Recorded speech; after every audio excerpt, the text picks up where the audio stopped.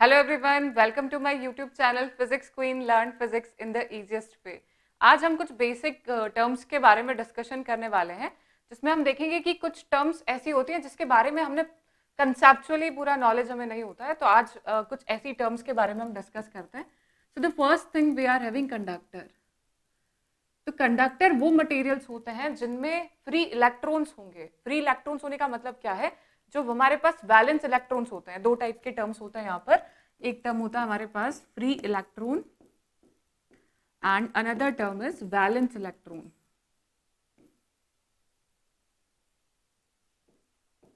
तो जब हम फ्री इलेक्ट्रॉन की बात कर रहे हैं, उस कंडीशन में ऐसा इलेक्ट्रॉन जो न्यूक्लियस के पोटेंशियल से फ्री है, न्यूक्लियस के अट्रैक्शन से फ्री है, वो फ्री इलेक्ट्रॉन होगा। लाइक हम बात करें, यहाँ पर न्यूक्लियस है और यहाँ पर इसके शेल्स में इलेक्ट्रॉन्स जो हैं वो चक्कर लगा रहे हैं। तो यहाँ पर जो इलेक्ट्रॉन्स हैं ये इसके बाउंडेड इलेक्ट्रॉन्स हैं, न्यूक्लियर फोर्स ऑफ अट्रैक्शन से जुड़े हुए हैं। हम ये बात करें कि ये जो इलेक्ट्रॉन है इसको इतनी एनर्जी मिल जाती है कि इस शेल में घूमने के लिए इसको जितनी एनर्जी रिक्वायर्ड है, तो उसकी बाइंडिंग एनर्जी होगी जिसको बाइंड करके रखेगी, बाउंड स्टेट में रखेगी, और इतनी निगेटिव एनर्जी इसकी रहेगी। यदि हम उतनी ही पॉजिटिव एनर्जी से प्रोवाइड कर दें तो ये इलेक्ट्रॉन जो है न्यूक्लियस के फोर्स से, अट्रैक्शन ऑफ फोर्स से फ्री हो जाएगा। तो इस इलेक्ट्रॉन को हम फ्री इलेक्ट्रॉन कहते हैं। अब बात आती है वैलेंस इलेक्ट्रॉन की। तो यदि हमारे पास न्यूक्लियस है और इससे हमारे पास आउटर शेल्स हैं, तो आउटर मोस्ट जो शेल होगी उसमें जो इलेक्ट्रॉन रहेगा, जिसमें न्यूक्लियस का अट्रैक्शन रहेगा, there will be some finite potential energy, कुछ नेगेटिव फाइनाइट पोटेंशियल एनर्जी रहेगी, तो उसे हम वैलेंस इलेक्ट्रॉन कहेंगे। और यदि उसकी पोटेंशियल एनर्जी जीरो हो गई है तो उसे हम फ्री इलेक्ट्रॉन कहेंगे। तो ऐसे मटेरियल्स जिनके पास में फ्री इलेक्ट्रॉन्स होते हैं उन्हें हम कंडक्टर कहते हैं। एक और डेफिनेशन से आप इसे समझ सकते हैं कि हम बैंड थ्योरी की बात करते हैं, तो वहां पर जो ओवरलैपिंग हो जाती है डिफरेंट हमारी स्टेट्स की, इस तरीके से, तो कुछ स्टेट्स, कुछ इलेक्ट्रॉन्स होते हैं जो एक पर्टिकुलर एनर्जी लेवल में नहीं रहकर पूरा बॉन्ड एक बनाते हैं और वो पूरा मूव कर सकते हैं पूरी डायरेक्शंस में इस पूरी बॉन्ड के लिए। तो यहाँ पर दो टाइप के बैंड्स हमारे पास बनते हैं, एक तो होता है कंडक्शन बैंड और एक होता है वैलेंस बैंड।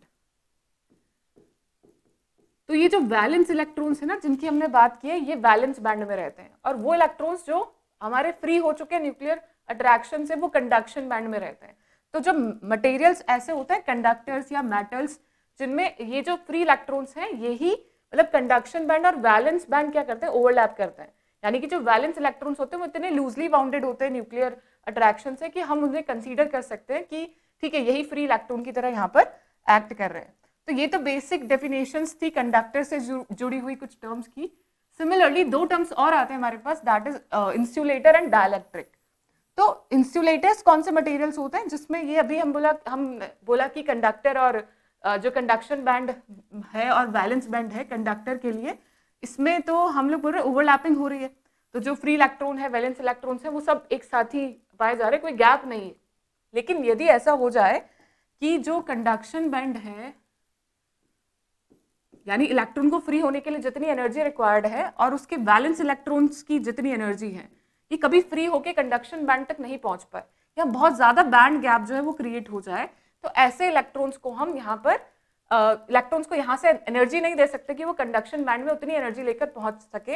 यदि एक नॉर्मल टेम्परेचर की हम बात करें, यदि हम टेम्परेचर इंक्रीज भी कर देते हैं तो इलेक्ट्रॉन्स को इतनी सफिशिएंट एनर्जी नहीं मिलती कि वो कंडक्शन बैंड तक पहुंच सके। तो ऐसे मटेरियल्स होते हैं इंसुलेटर्स।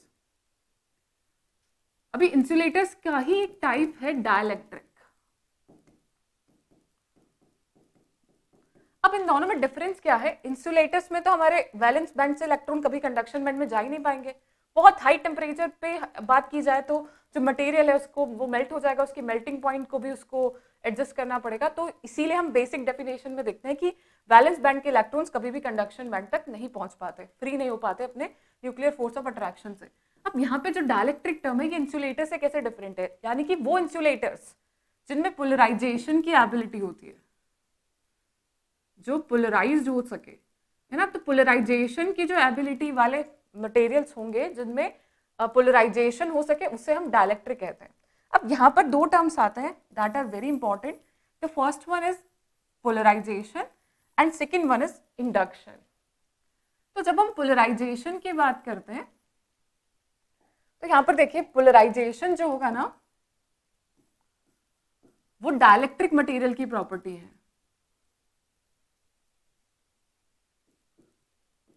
और जो इंडक्शन हो रहा है that is a property of conductor. दो टर्म्स रहते हैं यहाँ पर,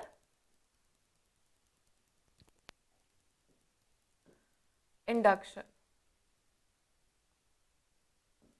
ठीक है, तो अभी यदि डायलेक्ट्रिक हम एक्सटर्नल इलेक्ट्रिक फील्ड में रखते हैं या फिर किसी चार्ज के पास में रखते हैं तो फिर उसमें पोलराइजेशन होगा, और कंडक्टर को यदि हम एक्सटर्नल इलेक्ट्रिक फील्ड में रखते हैं तो उसमें इंडक्शन होगा। तो हम इसको समझने की कोशिश करते हैं यहाँ पर कि दोनों में क्या क्या डिफरेंसेस हैं। तो ये हमने एक डायलेक्ट्रिक मटेरियल लिया,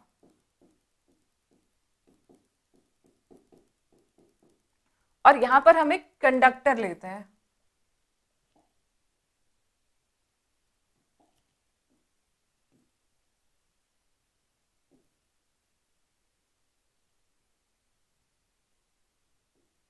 और यहां पर डायलेक्ट्रिक को एक एक्सटर्नल इलेक्ट्रिक फील्ड में रख देते हैं। तो डायलेक्ट्रिक्स में क्या है, हमारे पास एटम्स हैं, आयंस है नहीं, फ्री इलेक्ट्रॉन्स है नहीं, एटम्स हैं जो कि अपने न्यूक्लियस को रखते हैं और उसके चारों तरफ इलेक्ट्रॉन क्लाउड रहेगा एक तरीके से। तो यहाँ पर यदि हम इस एक एटम के इनसाइड व्यू पे जाएं, इसको जूम आउट करें, जूम इन करें कि एक एटम है हमारे पास, तो यदि हम एक्सटर्नल इलेक्ट्रिक फील्ड नहीं लगा रहे हैं, न्यूट्रल कंडीशन में है ये अपनी, तो इसका जो न्यूक्लियस है और जो इसका इलेक्ट्रॉन क्लाउड है, इन दोनों का जो सेंटर होगा, न्यूक्लियस का जो सेंटर होगा और इलेक्ट्रॉन क्लाउड का जो सेंटर होगा, दोनों कोइंसाइड करेंगे। कोई दिक्कत नहीं है इसमें क्योंकि एटम जो है न्यूट्रल है। तो अभी हम यदि यहाँ पर एक्सटर्नल इलेक्ट्रिक फील्ड अप्लाई कर दे, सेम एटम पे ही यदि हम एक एक्सटर्नल इलेक्ट्रिक फील्ड अप्लाई कर दे, तो इस कंडीशन में क्या होगा, अभी मान लेते हैं यहाँ पे क्यू चार्ज है पॉजिटिव, उसकी वजह से इलेक्ट्रिक फील्ड लाइन्स आ रही है। तो ये क्यू चार्ज क्या करेगा, जो इलेक्ट्रॉन क्लाउड है उसे अपनी तरफ अट्रैक्ट करने की कोशिश करेगा। तो सारे जो इलेक्ट्रॉन्स हैं वो यहाँ के इकट्ठे हो जाएंगे, और जो ये पॉजिटिवली चार्ज आपका न्यूक्लियस है ये इससे रिपेल होकर थोड़ा दूर चला जाएगा। तो यहाँ पर जो पहले जो कोइंसाइड कर रहा था सेंटर, अभी उन दोनों के बीच में एक डिफरेंस जो है, डिस्टेंस क्रिएट हो गई है। तो हम बहुत स्मॉल डिस्टेंस रहेगी क्योंकि एटम खुद ही बहुत छोटा सा है, तो बहुत स्मॉल डिस्टेंस डेवलप हो चुकी है, लेकिन हो चुका है एटम पोलराइज्ड। इस टर्म को बोला जाता है पोलराइजेशन। ये जो फिनोमेना है, जब हम एटम को इलेक्ट्रिक फील्ड में रखेंगे तो उसके जो चार्ज हैं वो सेपरेट हो गए हैं, इसे पोलराइजेशन कहा जाता है।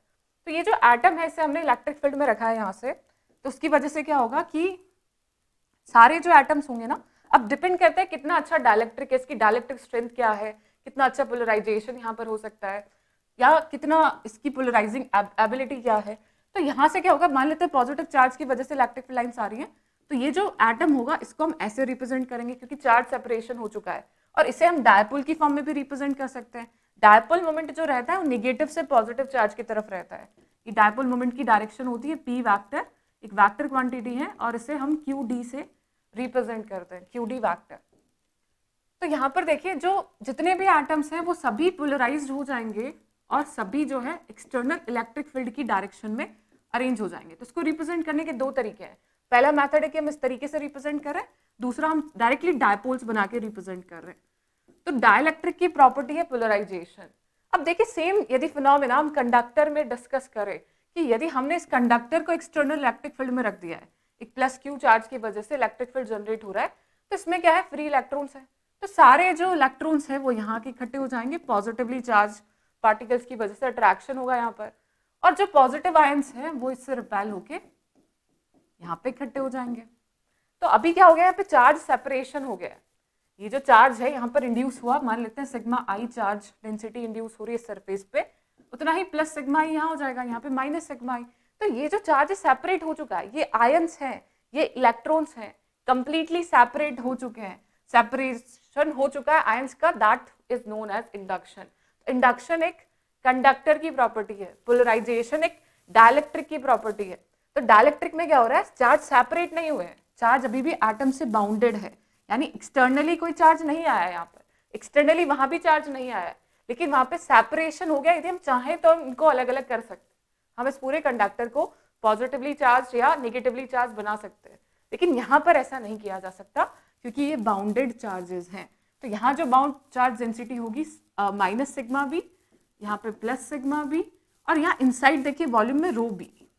तो वॉल्यूम बाउंड चार्ज डेंसिटी होगी ये वॉल्यूम वाली, और ये सरफेस पे जो चार्ज है इसे हम सरफेस बाउंड चार्ज डेंसिटी कहते हैं। अभी भी ये कंप्लीटली न्यूट्रल है, ये भी कंप्लीटली न्यूट्रल है, क्योंकि जितना यहाँ पर चार्ज था वो इसके अंदर से अरेंज हुआ है, हमने कुछ फ्री चार्जेस नहीं दिए हैं।